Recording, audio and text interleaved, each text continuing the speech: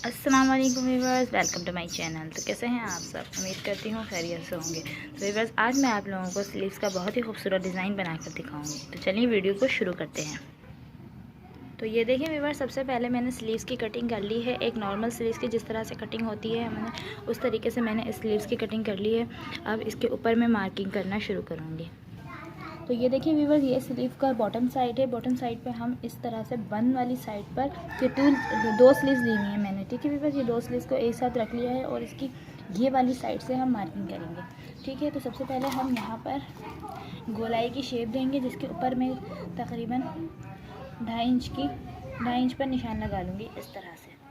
ठीक है व्यूअर्स, इस तरह से निशान लगाने के बाद इसको इस तरह से हम गोल कर लेंगे। ठीक है व्यूअर्स, इस तरह से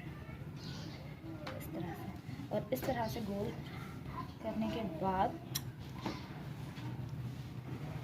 सबसे पहले हम इसको बीच सेंटर से कटिंग करेंगे। ठीक है बस इस तरह से सबसे पहले हम इसकी सेंटर से कटिंग कर लेंगे दोनों स्लीव्स की। ठीक है इस तरह से।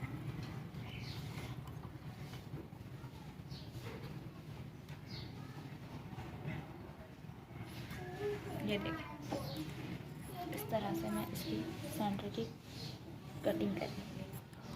ठीक है, अब इस तरह से सेंटर से कटिंग करने के बाद जो हमने ये 2 इंच पर गोलाई का निशान लगाया है, इसको मैं इस तरह से राउंड शेप दे दूँगी। ठीक है भैया, इस तरह से राउंड शेप दे के मैं इसकी गोलाई कर लूँगी।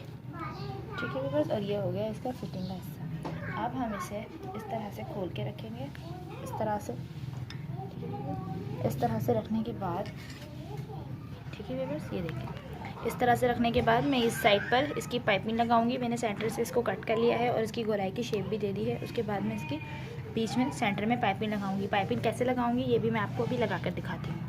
देखिए व्यूअर्स, अब हम इसकी पाइपिंग लगाना शुरू करेंगे। ठीक है, पाइपिंग लगाने के लिए हमने ये वाला हिस्सा, ऊपर वाला हिस्सा जो है ऊपर रखा हुआ है और बॉटम वाला हिस्सा नीचे रखा हुआ है।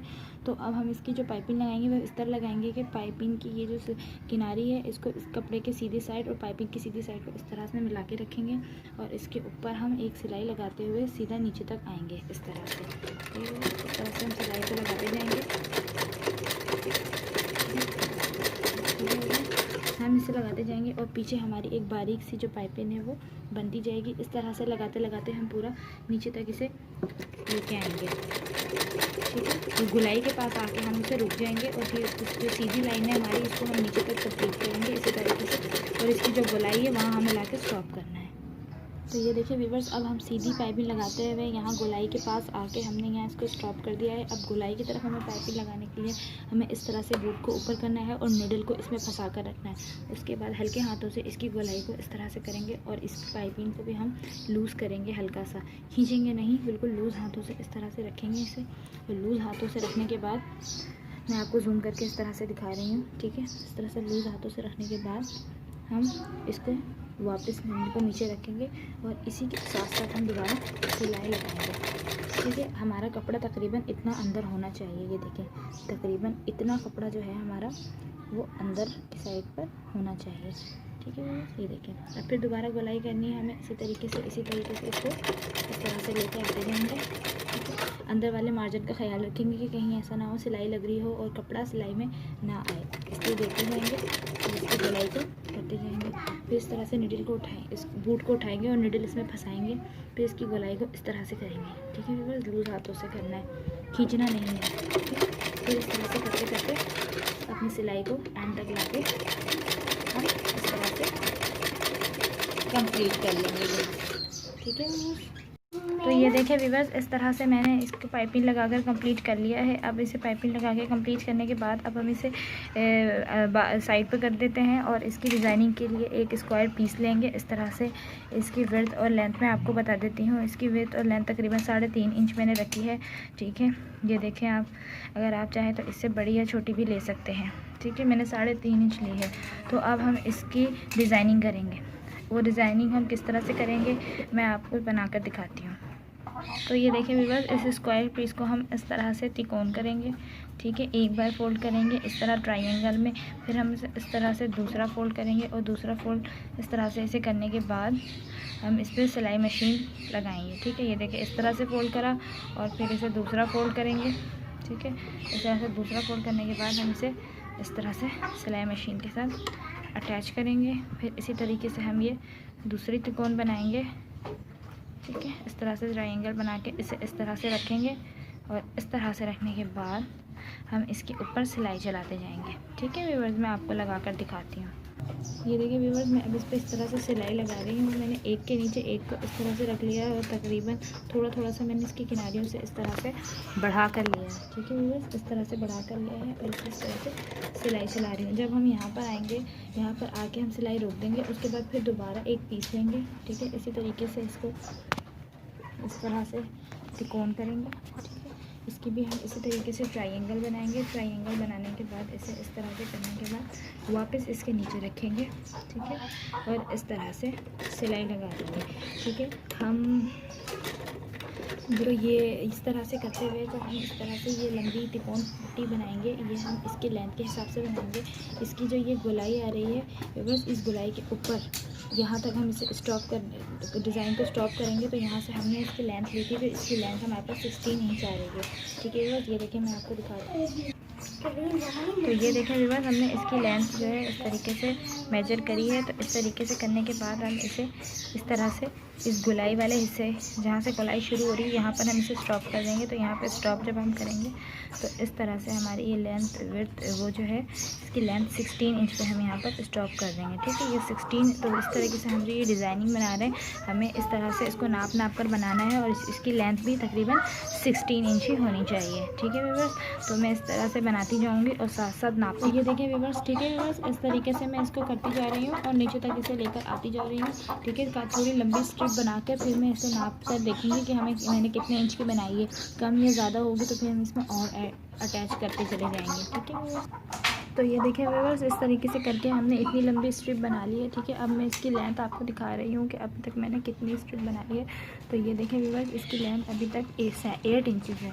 तकरीबन 8 इंच की मैंने यहाँ से स्ट्रिप बनाई है। ठीक है, मुझे 16 इंच की लेंथ चाहिए तो तकरीबन इतनी ही मुझे और बनानी है। तो मैं 16 इंच तक कर आपको दिखाती हूँ। तो ये देखिए व्यूअर्स, इस तरह से मैंने इसे लगा कर कंप्लीट कर लिया है। ठीक है, अब मैं आपको इसकी लेंथ दिखा रही हूँ। ठीक है, इसकी लेंथ मैं आपको दिखा रही हूँ। ये देखिए हमने 16 इंच तकरीबन इसकी, ये देखिए ये लेंथ आई है इसकी। हमने 16 इंच तक यहाँ पर इसे इस तरह से कंप्लीट कर लिया है। इसे कंप्लीट करने के बाद अब हमने इस तरह से एक और पट्टी बनाकर रख ली है। ठीक है, अब हम इसे इस तरह से ये जो इसकी एक्स्ट्रा सिलाई है ये लगाएंगे और फिर इसके मार्जिन को कट कर देंगे। तो हमें इसकी एक्स्ट्रा सिलाई इस तरह से लगाएंगे कि हमें यहाँ से जितना भी ये पीस है हमें, ठीक है, इस तरह से ये जो हमारा पीस है हम इस पर इस तरह से रखेंगे और यहाँ से तकरीबन 1-1 इंच पे मार्क कर देंगे। ठीक है, इस तरह से ये 1-1 इंच पे हमारा मार्क हो जाएगा और इस तरह से 1-1 इंच पे मार्क करने के बाद इस तरह से रखेंगे और इसे इस तरह से इसे निशान लगा के एक लाइन ड्रॉ कर लेंगे। ठीक है, इस तरह से यहाँ रखेंगे और इसे इस तरह से लाइन लगा के इसे भी इस तरह से लाइन ड्रॉ कर लेंगे।